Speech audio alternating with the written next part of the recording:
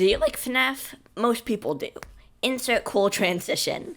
So after grinding a couple hours into some Fnaf fan games, I collected a list of 3 pretty good Fnaf fan games.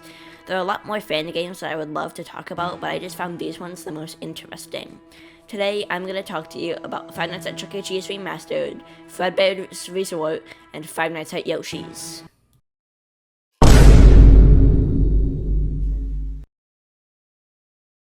Alright, I'm going to start off with Five Nights at Chuck E. Cheese. The main idea of the game is that animatronic characters have been acting whack and are going to be replaced with new models, so you have to watch them during the night. This game does something original by making your office the stage. There are 5 animatronics: Chuck E. Cheese, Helen Henry, Pasquale, or however you pronounce his name, the dog guy whose name I can't remember, Mr. Munch, and the costume. When Chuck E. Cheese leaves the stage, you'll move from camera to camera and eventually end up in your office, which is behind you. You can close the gate to prevent him from killing you. When Helen Henry leaves the stage, she'll move from camera to camera and eventually end up in your office, where you have to play the stage call. Helen Henry is pretty annoying though, because she'll appear at the very edge of the office, so it's really hard to notice her. Sometimes when you close the camera, Pasquale will start twitching. When he does, you have to use the stage call to stop him. But you have like 2 seconds to use the stage call, and I don't have quick reflexes, so he was always the one I was dying to the most. The dog guy will leave the stage and move from camera to camera and end up in your office, and you have to use the stage call to get rid of him. This one's a bit more fair though, because the lights flicker and he's right in the middle of your office. He's impossible to not notice. When Mr. Munch leaves the stage, you have to find him on the cameras, or else he'll kill you. The costume will appear on camera 4, and you have to look at him. If you don't, he'll make his way to the arcade and prevent you from closing the gate, making you extremely vulnerable to Chuck E. Cheese.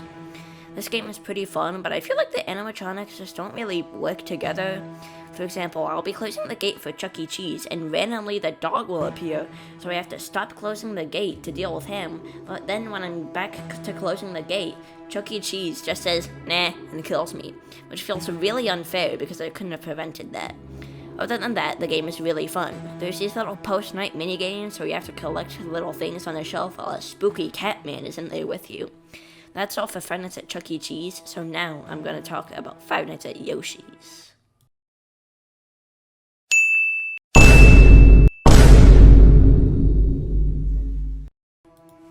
Five Nights at Yoshi's takes the original Fnaf concept, but makes everyone Yoshis. You have a pink Yoshi taking the place of Bonnie, a blue Yoshi taking the place of Chica, a red Yoshi taking the place of Foxy, Yoshi taking the place of Freddy, and an original character, Scrappy. But instead of them just being literal clones, they actually function differently than the FNAF 1 animatronics. When the pink Yoshi appears, you have to turn on the light to make him go away, but he's not actually gone, he's hiding behind your door, so you have to keep it closed and check the cameras to see if he left. The blue Yoshi will sometimes leave a decoy by your door that looks like them, tricking you into using more power, which is essential on night 6. Yoshi is entirely different from Freddy in every way. When Yoshi comes to your office, he stays in the front window trying to get into any open door. This sounds super cool, right? Wrong! When he's like this, he'll drain your power, and also this can take like 30 seconds, or what feels like a whole minute, which means more power being drained. The last Yoshi is Scrappy. He'll come from either the left or right door, and for the first time in forever, you have to let him in. When he's inside your office, you use the jammer to make him leave. But there's 2 things that make him a little annoying. First, the jammer takes power, which is annoying when you have little power left and then Scrappy comes. Second, if someone is at your door, you can't leave it open because he takes ages to come inside. And if the door is closed when Scrappy is in there, he'll bang on your door, making you lose power. I've died to power outs more than any animatronic in this game combined. The game is fun, but it just needs some balancing.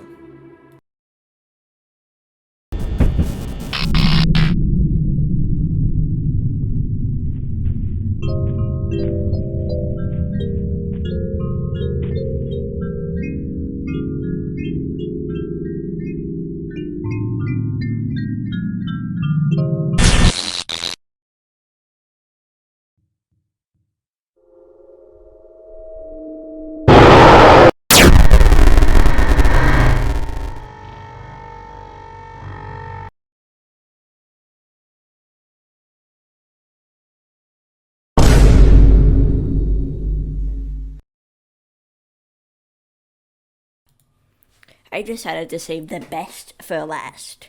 Fredbear's Resort. There's Fredbear, Spring Bonnie, and other Fredbear. Spring Bonnie will come to the hallway behind you. When she does, you have to shine the light in her eye to make her come closer and then put on the mask. Fredbear will make his way to the door in front of you. When he does come, you have to look away from him. Randomly, other Fredbear will move to a random camera. It shows what camera he moves to on the laptop in front of you. When you look at him long enough, he'll disappear and end up behind you. When he's behind you, you gotta turn up the lights. Unlike Five Nights at Yoshi's and Five Nights at Chuck E. Cheese, these mechanics just kind of work together, so no more dying or losing power by ways you couldn't have prevented. My one complaint about this game is that the place you're at doesn't really look like a resort, more like some random dining rooms and hallways.